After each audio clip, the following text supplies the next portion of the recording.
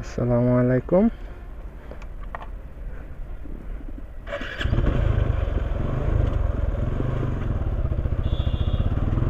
Bike মধ্যবিত্ত পরিবারের একটি মধ্যবিত্ত পরিবারের সকল ছেলের একটা স্বপ্ন। তো এই বাইকটা, যার বাইক নাই সে বুঝে বাইকের মর্মটা। আজকে একজনের কাছে একটা বাইক থাকা মানে অনেক কিছু, সেটা নতুন থাক, পুরান থাক, ভাঙ্গা থাক, ফার্স্ট হ্যান্ড অথবা সেকেন্ড হ্যান্ড। বাইক আছে ছেলের কাছে তার মানে তার জীবনে একটা ডিপ্রেশন কমে যাবে। আর বাইক নাই, আপনার মন খারাপ থাকবে, আপনি বাইক নিয়ে বের হবেন, আপনি বাইক নিয়ে ঘুরবেন, আপনার মন ভালো হয়ে যাবে। তো আমি বলতে চাই এটাই, যাদের দিন শেষে না মানসিক শান্তিটাই হচ্ছে আপনার প্রধান কারণ। বৎসগণ, আপনারা যখন মানসিক শান্তিটা পাবেন না তখন আপনাদেরও খারাপ লাগবে। মানসিক শান্তিটাই হচ্ছে মেইন। আর মানসিক শান্তি, ও রাস্তা একটু ভালো একটু খারাপ। আপনার কাছে বাইক আছে, তো একটা ছেলের কাছে একটা স্বপ্ন থাকে একটা বাইক। এখন এটা 90 থেকে 95% ছেলেদের একটা স্বপ্ন যে তার একটা শখের বাইক থাকবে, বাইকটা সে নিজে চালাবে, রাইড করবে, হ্যাঁ, নিরাপদে চালাবে। আর যে ছেলের বাইক নাই, আজকে আমার এক সময় বাইক ছিল না, তো আমি জানি যার বাইক নাই তো তার কেমন লাগে। আর যার বাইক আছে তো সেও জানে তার মনে আনন্দ, এবং বাইক থাকাটাও একটা প্যারা, না থাকাটা একটা ধরতে গেলে একটা অসহায়ত্ব। কারণ এই অসহায়ত্ব সবসময় কাটিয়ে ওঠা যায় না। তো বাইক হচ্ছে মানসিক একটা শান্তি। কারণ এই মানসিক শান্তিটা যদি আপনি না উপভোগ করতে পারেন, এটা একটা মধ্যবিত্ত পরিবারের প্যারেন্টসরা কখনোই এটা বুঝবে না। আসলে মধ্যবিত্ত পরিবারে জন্মগ্রহণ করা অনেকে অনেক কষ্ট পায়, কিন্তু কষ্ট পাওয়ার কোনো কারণ নেই। এটা আপনাকে বুঝতে হবে, আপনার কপাল। সৃষ্টিকর্তা যার কপালে যা লিখেছেন তাই হবে। কিন্তু তাই বলে যে আমাদের মন খারাপ করে বসে থাকবো, এটা তো আর চলবে না। আমাদের জীবনটা উপভোগ করতে হবে, এবং জীবনের মজাটা, হ্যাঁ, আপনি সব কিছু ঠিক রাখেন, পড়াশুনো ঠিক রাখেন সাথে। আমি বলতেছি না যে বাইকের জন্য আপনি সব কিছু ছেড়ে দেন, আপনার বাইকও থাকবে, আপনার সব কিছুই থাকবে। তো দিন শেষে আপনাকে বলতে হবে আপনার কালারফুল লাইফ না, লাইফে একটু কালার দরকার। তাহলে আপনি দেখবেন খুব সুন্দর ভালোভাবে থাকতে পারবেন। এবং আপনার মন যখন ভালো থাকবে তখন আপনার এমনিতেও ভালো লাগবে।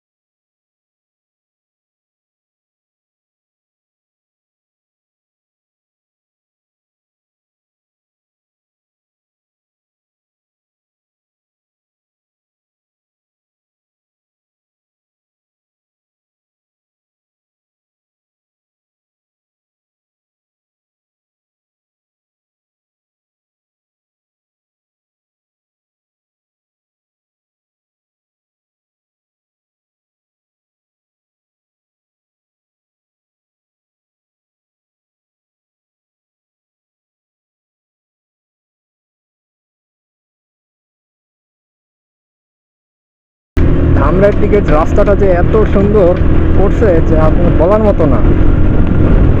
এই রাস্তাটাতে আমি অনেক দিন আসি না, তো আজকে আসলাম। প্রায় আমি যে 75-80-তে চালাচ্ছি বোঝাই যেতেছে না। ধামরাই 3 কিলোমিটার। চলুন, আমরা এত দূর যাবো না, আমরা সামনে ইউটার্ন আছে, ইউটার্ন থেকে আমরা গণবিশ্ববিদ্যালয়ের সামনে দিয়ে বাসায় চলে যাব। চলো, আমাদের এলাকাটা এখানে ইউটার্ন কাটা।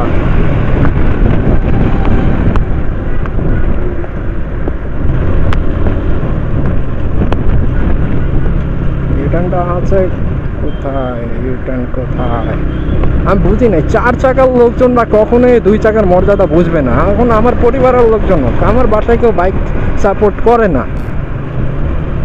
সবাই 4 চাকার সাপোর্টার। কারণ 4 চাকা আমি বলি কি ভাই, তোমরা 4 চাকার যে 4 চাকার লোকজনরা কখনোই 2 চাকার মর্যাদা বুঝবে না। 2 চাকার মর্যাদা যদি বুঝতে হয় আগে চালানো শিখতে হবে। তা না হলে তোমরা 2 চাকার মর্যাদা কখনোই দিতে পারবে না। তো অসাধারণ একটা ইউটার্ন পেয়ে গেছি। জানি না, মাননীয় প্রধানমন্ত্রীকে খুব ধন্যবাদ, অসংখ্য ধন্যবাদ। ও টানাটানি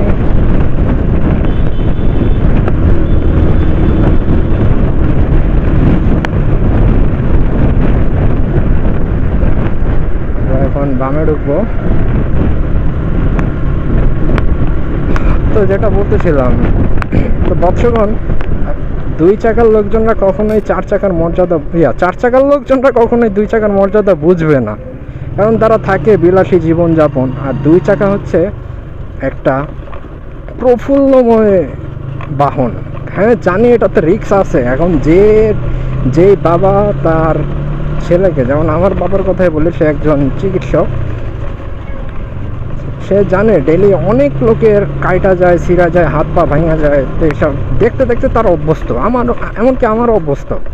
কিন্তু সে জানে সে যখন দেখতেছে যে ডেলি তার কাছে এতগুলো এই অ্যাক্সিডেন্টাল পেশেন্ট আসতেছে, তা বাইক অ্যাক্সিডেন্ট, কিন্তু প্রাইভেট কার তো অ্যাক্সিডেন্ট হয় না। হ্যাঁ, প্রাইভেট কার অ্যাক্সিডেন্ট হইলে হালকার উপর দিয়ে হয়, আবার অথবা স্পট ডেটও হয়।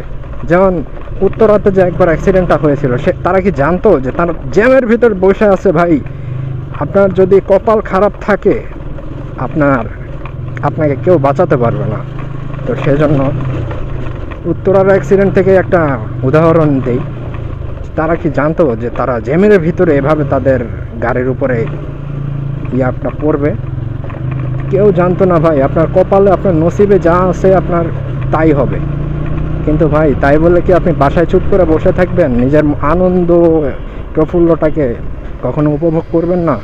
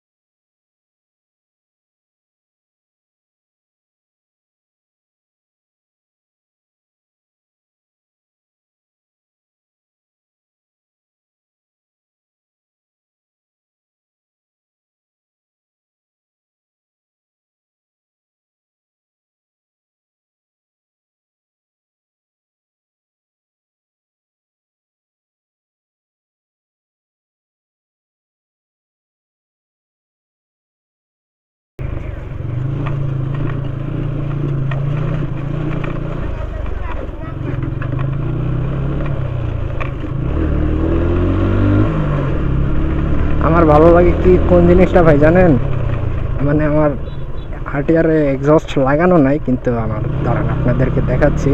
আমরা এখন যাব বামে। যখন আমি যাব রাস্তা দিয়ে যাব, হ্যাঁ আমার গতি থাকবে 40-50, হ্যাঁ এই জিনিসটা খুব মারাত্মক লাগে, কারণ এক্সস্ট ছাড়াই যে সাউন্ড,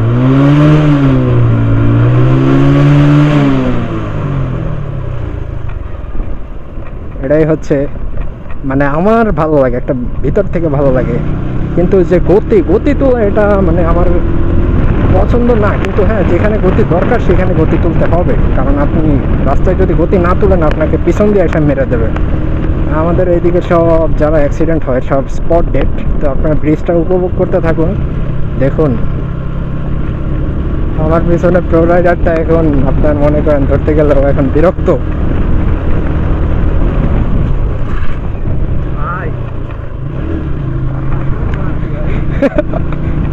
হ্যাঁ আমিও দেখছি, তো আপনাদের বলতেছিলাম রাস্তা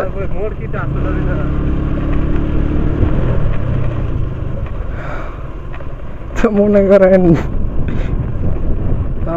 বৎসগর আল্লাহ ভরসা।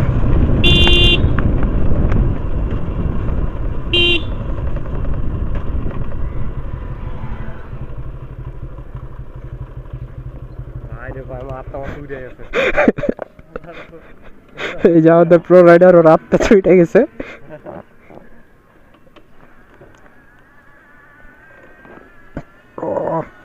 বাইরে ভাই ফোনটা থাকলে স্ট্যান্ডটা বোঝা যায় না আমাদের। তো ভাই মাত্র হঠাৎ যে ঘটনাটা ঘটলো আপনার এক্সপিরিয়েন্সে কি বলে? আমার পিছনে আর উঠবে না ওখানে।